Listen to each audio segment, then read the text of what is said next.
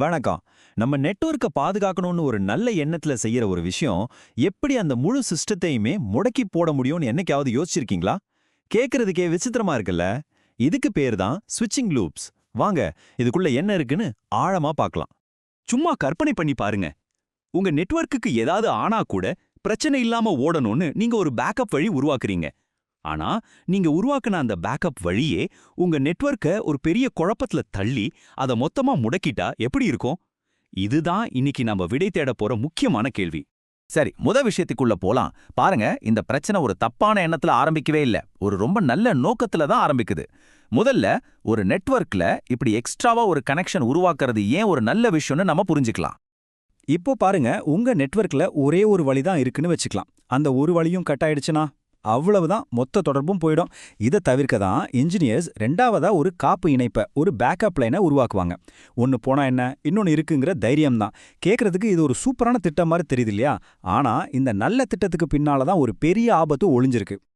இப்போ நாம பார்க்க போறது தான் இந்த முழு விஷயத்தோட முக்கியமான பகுதி. அந்த பாதுகாப்பு அம்சம் எப்படி ஒரு பேராபத்துக்கான பொறியா மாறுதுன்னு பார்க்கலாம். இதுதான் ஸ்விட்சிங் லூப்போட ஆணிவேர்னே சொல்லலாம். பிரச்சனையோட ஆரம்ப புள்ளியே இதுதாங்க. நம்ம நெட்வொர்க்ல போற மத்த டேட்டா பேக்கெட்ஸ்க்கு டைம் டு லைஃப், அதாவது டிடிஎல்னு ஒன்று இருக்கும். அதுக்குன்னு ஒரு ஆயுள் காலம் இருக்கு. கொஞ்ச நேரத்துல அது தானாவே அழிஞ்சிடும். ஆனா அந்த ஈத்தர்நெட் ஃப்ரேம்களுக்கு அப்படி ஒரு எக்ஸ்பைரி டேட் கிடையவே கிடையாது. அதனால ஒரு முறை நெட்வொர்க்குள்ள வந்துட்டா போதும், அதை நிரந்தரமா உள்ள சுத்திக்கிட்டே இருக்க முடியும். ஆமா, இந்த மேற்கொள்ள சொல்ற மாதிரி தான்.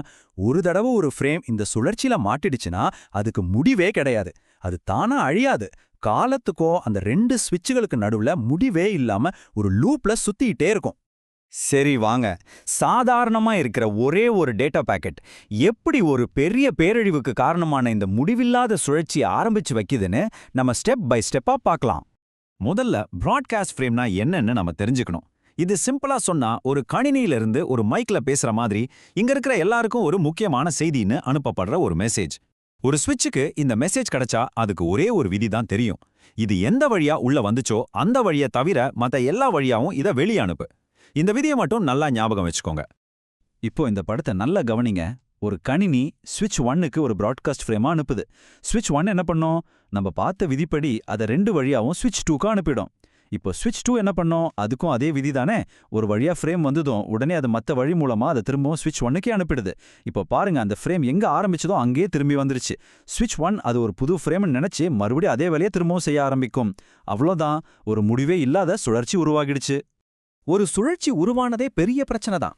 ஆனா இது எப்படி ஒரு பெரிய பிராட்காஸ்ட் புயலா மாறி மொத்த நெட்வொர்க்கையும் முடக்குதுன்னு தெரிஞ்சுக்கும் போதுதான் இதோட உண்மையான பயங்கரமே நமக்கு புரியும்.